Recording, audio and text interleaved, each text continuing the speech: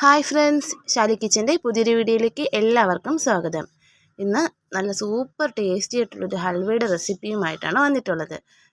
ഇതെന്ന് വെച്ചാൽ നമ്മുടെ ചെറുപഴം കൊണ്ടാണ് ഈ ഹൽവ തയ്യാറാക്കുന്നത്. അപ്പോൾ വീഡിയോ സ്കിപ്പ് ചെയ്യാതെ എല്ലാവരും അവസാനം വരെയും കാണുക. നിങ്ങൾക്ക് ഇഷ്ടമായാൽ ഒരു ലൈക്കും കൂടി തന്നേക്കണം, എങ്കിലേ അത് മറ്റുള്ളവരിലേക്കും ഷെയർ ചെയ്ത് പോകുകയുള്ളൂ.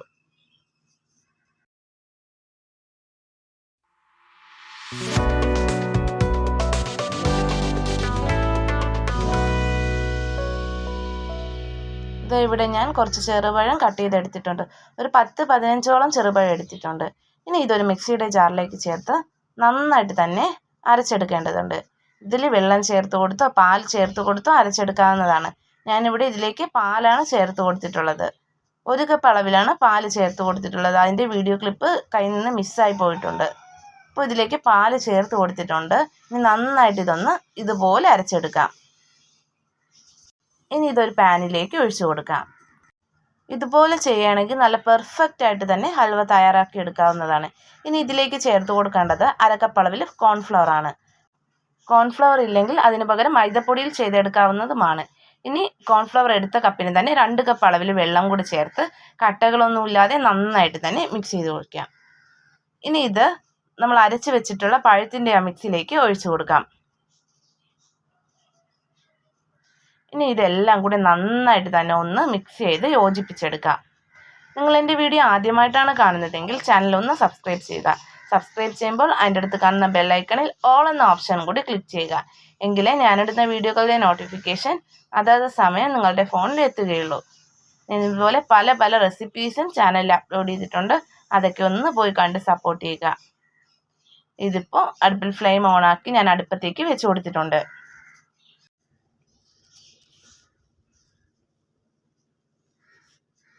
ഇതിപ്പോൾ ഇവിടെ ഒന്ന് തിളയ്ക്കാൻ തുടങ്ങിയിട്ടുണ്ട്. ഇനി ഈ ഒരു സമയം നമ്മൾ കൈയെടുക്കാതെ തന്നെ ഇളക്കി കൊടുത്തുകൊണ്ടേ ഇരിക്കണം. കാരണം എന്ന് വെച്ചാൽ ഇത് പെട്ടെന്ന് തന്നെ അടിയിൽ പിടിക്കുന്നതാണ്. ഇത് നോൺ സ്റ്റിക്ക് പാത്രമാണ് ഞാൻ എടുത്തിട്ടുള്ളത്. മറ്റേതെങ്കിലും പാത്രമാണെങ്കിൽ പെട്ടെന്ന് തന്നെ അടിക്ക് പിടിക്കുന്നതാണ്. അത് പ്രത്യേകം ശ്രദ്ധിക്കണം.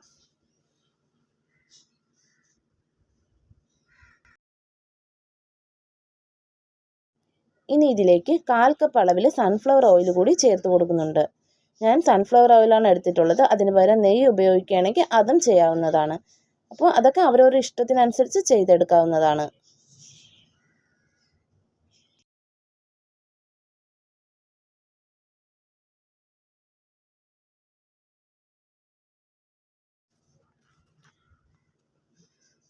ഞാൻ ഇതിലേക്ക് പഞ്ചസാര പൊടിച്ചാണ് ചേർത്ത് കൊടുക്കുന്നത്. അത് ഒരു മിക്സിയുടെ ജാറിലേക്ക് 1/2 കപ്പ് അളവിൽ പഞ്ചസാര ചേർത്ത് കൊടുക്കാം.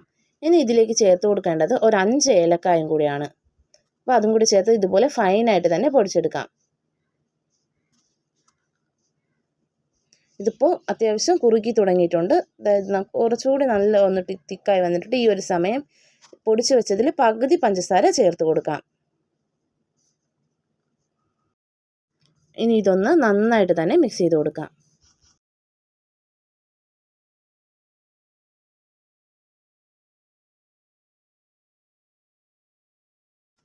നമ്മൾ ഇതിലേക്ക് കോൺഫ്ലവർ ചേർത്ത് കൊടുക്കുന്നത് കൊണ്ട് തന്നെ പെട്ടെന്ന് തന്നെ തിക്കായി കിട്ടും.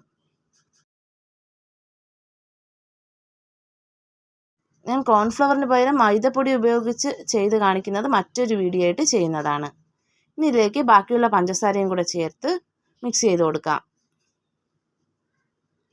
നമ്മൾ പഴമൊക്കെ ഒരുപാടായിട്ട് ചേർത്ത് കൊടുത്തത് കൊണ്ട് തന്നെ മധുരം നോക്കിയിട്ട് അതിനനുസരിച്ച് ചേർത്ത് കൊടുത്താൽ മതി. എനിക്കിപ്പോൾ 1/2 കപ്പ് പഞ്ചസാര എടുത്തത് കറക്റ്റായിട്ട് വന്നു.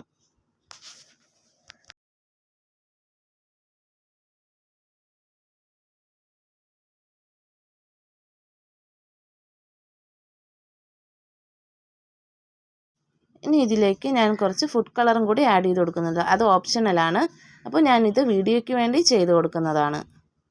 അപ്പോൾ കുറച്ചുകൂടി കളർ കൂടുമ്പോൾ കുറച്ചുകൂടി ഭംഗിയല്ലേ, അതിന് വേണ്ടി ചെയ്ത് കൊടുക്കുന്നതെന്നേ ഉള്ളൂ. അപ്പോൾ വീട്ടിലൊക്കെ ചെയ്തെടുക്കുകയാണെങ്കിൽ അതൊന്നും ചേർക്കാതെ തന്നെ നമുക്ക് ചെയ്തെടുക്കാവുന്നതാണ്.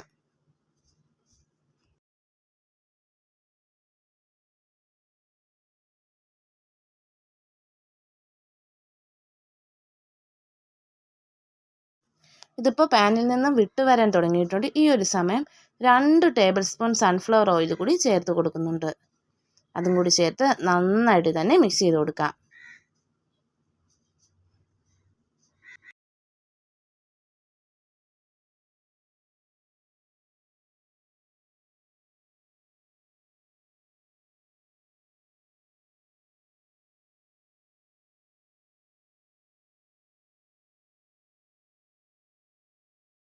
ഇതിപ്പോൾ പാനിൽ നിന്നൊക്കെ ഹൽവ നന്നായിട്ട് തന്നെ വിട്ട് വന്നിട്ടുണ്ട്. ഇപ്പോൾ ഇതിവിടെ റെഡി ആയിട്ടുണ്ടെന്ന് നമുക്ക് മനസ്സിലാക്കാം. ഞാൻ ഈ ഫ്ലെയിം ഓഫ് ചെയ്ത് കൊടുത്തിട്ടുണ്ട്.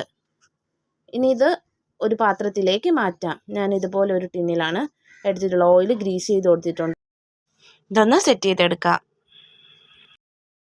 ഇനി ഒരു സ്പൂണിൻ്റെ പുറകുവശത്ത് ഓയിലോ നെയ്യോ എല്ലാം പുരട്ടിയിട്ട് ഇതുപോലെ ഒന്ന് ലെവൽ ചെയ്ത് കൊടുത്താൽ മതി. ഇതൊരു നല്ലൊരു ഷേപ്പ് കിട്ടാൻ വേണ്ടിയിട്ടാണ്.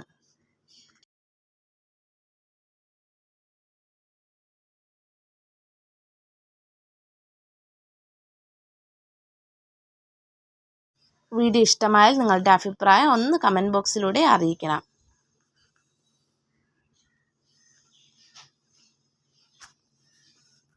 നല്ല സൂപ്പർ ടേസ്റ്റിയും പെർഫെക്റ്റുമായിട്ടുള്ള ഹൽവ നമുക്ക് ഇതുപോലെ തന്നെ റെഡിയാക്കി എടുക്കാം. ഞാനിവിടെ ഹൽവ ചൂടൊക്കെ മാറിയപ്പോൾ ഇതുപോലെ ഒന്ന് പാത്രത്തിലേക്ക് മാറ്റിയിട്ടുണ്ട്. ഇത് കണ്ടില്ലേ, നല്ല പെർഫെക്റ്റ് ആയിട്ടുള്ള ഹൽവയാണ്. തീർച്ചയായിട്ടും ഒന്ന് ട്രൈ ചെയ്ത് നോക്കണം. ടേസ്റ്റ് ആണെങ്കിൽ പറയേ വേണ്ട, അത്ര